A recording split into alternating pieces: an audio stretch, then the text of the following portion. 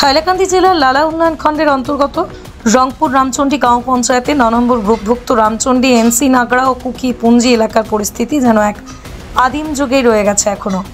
আধুনিক ডিজিটাল যুগে যখন মানুষ মুহূর্তেই এক দেশ থেকে আরেক দেশে যোগাযোগ করতে পারছেন, তখন এই অঞ্চল যেন এক বিচ্ছিন্ন দ্বীপ।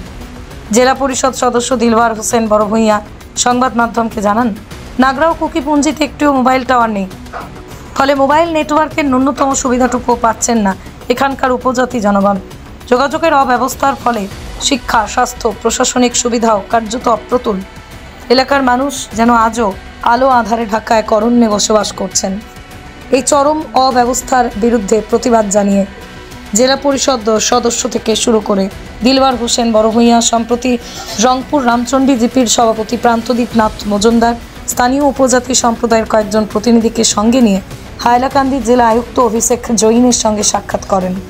সেখানে তিনি পুরো বিষয়টি তুলে ধরে জেলা প্রশাসকের হাতে একটি স্মারকলিপি প্রদান করেন। দিলওয়ার হোসেন বড়ভূঁইয়া দাবি অনুযায়ী জেলা আয়ুক্ত বিষয়টি গুরুত্ব সহকারে গ্রহণ করেছেন, প্রয়োজনীয় তদন্ত করে যথাযথ পদক্ষেপ নেওয়ার আশ্বাস দিয়েছেন। প্রশাসনিক আশ্বাসে আশ্বস্ত হয়ে জেলা পরিষদ সদস্য সন্তোষ প্রকাশ করে বলেন, এলাকার মানুষ যুগের সঙ্গে তাল মিলিয়ে চলুক, সেটাই আমাদের লক্ষ্য। আমরা চাই নাগড়া কুকি পুঞ্জি যেন উন্নয়নের মূল স্রোতে ফিরে আসে।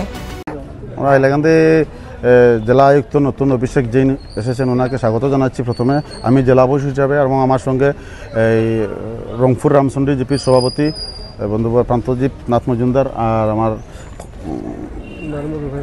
৯ নম্বর ওয়ার্ড মেম্বার ট্রাইবেল খাসিয়ার এই যে লালচি কিমি কুকি রিপ্রেজেন্টেটিভ হিসেবে আমরা ওনার সাথে দেখা করেছি এবং বিশেষ করে দাবি জানিয়েছি। আজকে বিগত প্রায় ৩০ বছর থেকে বঞ্চিত আমার জেলা পরিষদ এলাকার অন্তর্গত এবং ওনার রংপুর রামচন্ডী জিপির অন্তর্গত এই রামচন্ডী NC3 নাগরাপুঞ্জি, কুকিপুঞ্জি, কাটলপুঞ্জি, এই ট্রাইবেল এলাকা ST এলাকাটা টোটাল বঞ্চিত। আজকে রাস্তাঘাটের অবস্থা খুব বেহাল, সেখানে যোগাযোগ ব্যবস্থাও বেহাল, তাই নেটওয়ার্কটাও নেই। আজকের দিনে আমরা 5G চালাচ্ছি 6G লঞ্চ হওয়ার পথে, কিন্তু আজকের দিনেও সেই পুঞ্জিতে প্রায় 1200 ফ্যামিলি আছে, নিয়ার অ্যাবাউট 3-4 হাজার পপুলেশন হবে, সেখানে আজকের দিনে কোনো নেটওয়ার্ক নেই।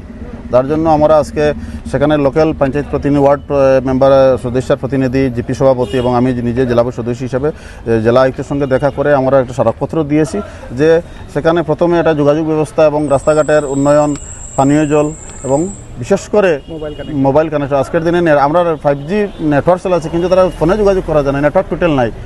একটা মোবাইল টাওয়ার ইনস্টলেশনের জন্য আমরা দাবি জানিয়েছি। অবশ্য জেলা আয়ুক্ত গুরুত্ব সহকারে নিয়েছেন, উনি বলছেন খুব শীঘ্রই তারা একটা ব্যবস্থা নেবেন।